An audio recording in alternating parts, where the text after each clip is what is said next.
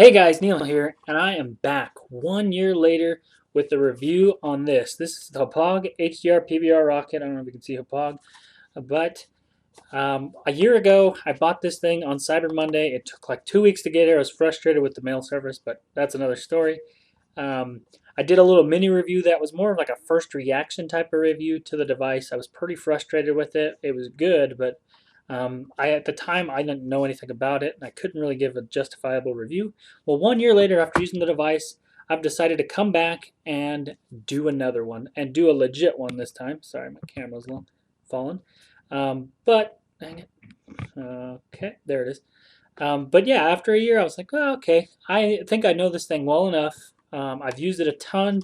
I can give a legitimate review on it this time and give you the honest truth of how easy it is to use and things like that. But we'll see. And today for you, I'm going to put together a couple sections and what I think you look for in a recording device, and which are the quality of the video. I will do a little thing on that. I got a little video montage to show you how good it is, if it's good or not. I'll show you how easy it is to set up. I'm not going to do the exact setup. I'll explain what you have to do to set it up, and I will explain to you how you use it, how easy it is to use, if it is easy or not.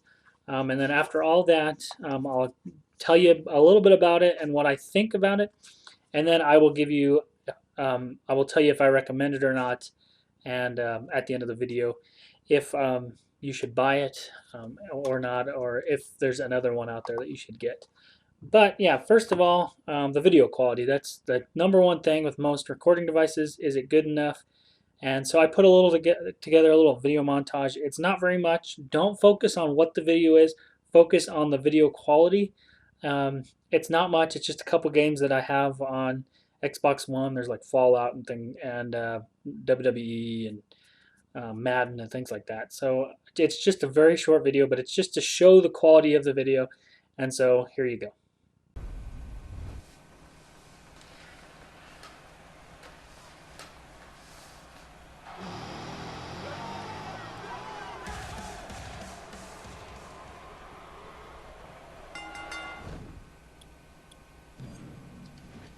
Let's just call it for what it is, an all-out brawl. This match is not an impressive display of holds. This is... Wow, Seth Rollins came to perform tonight, despite the fact that this is a non-title bout.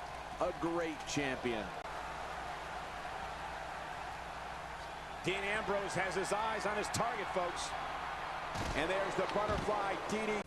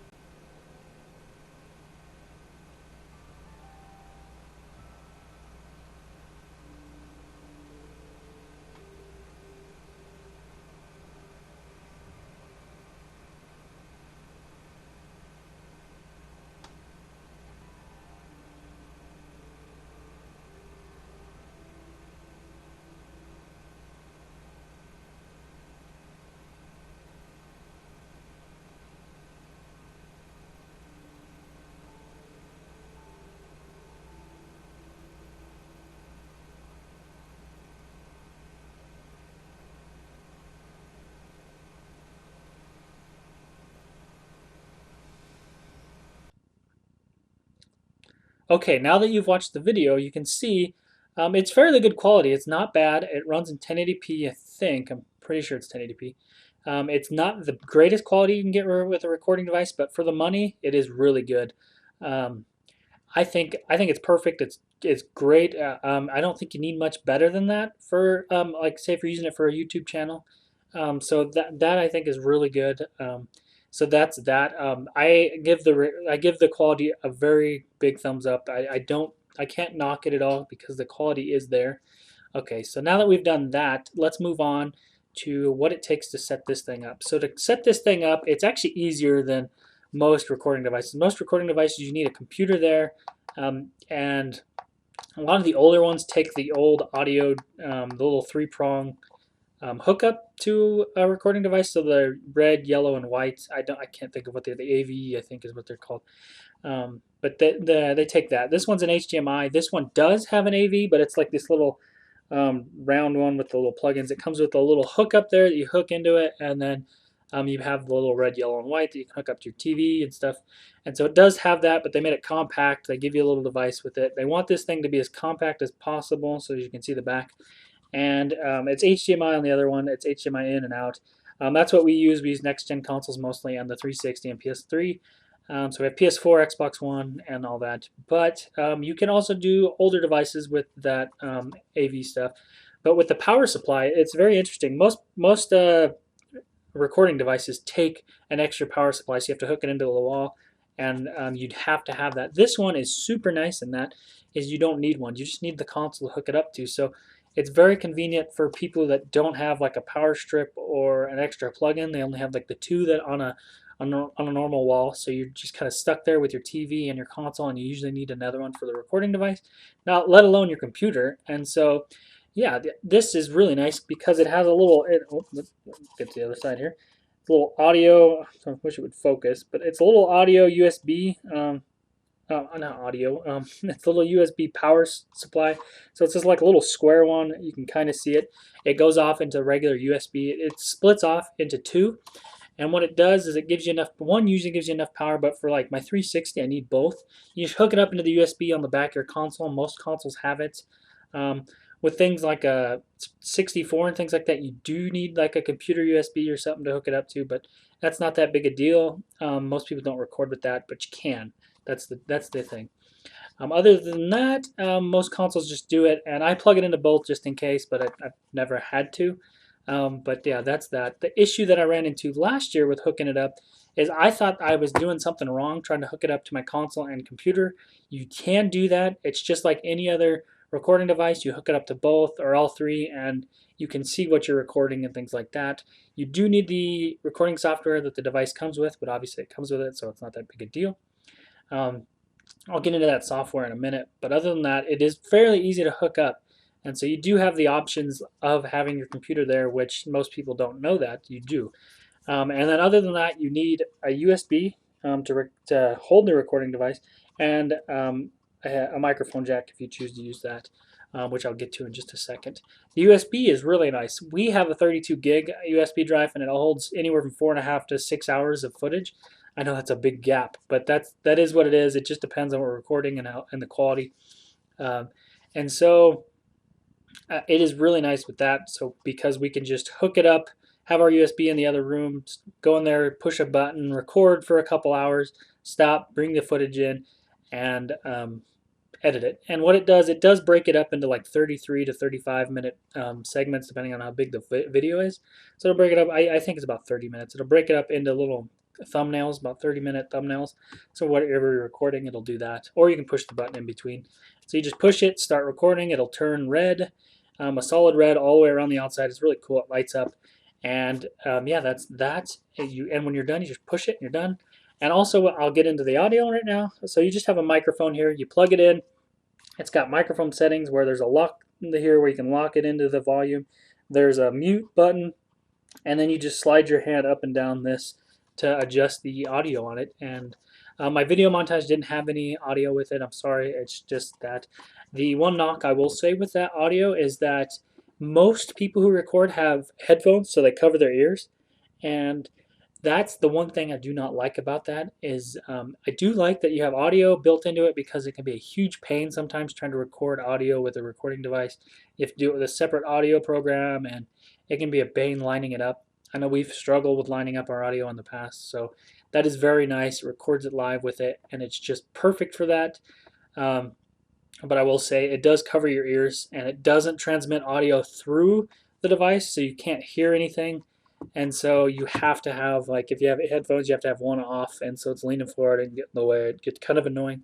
But that is the one knock I have on that.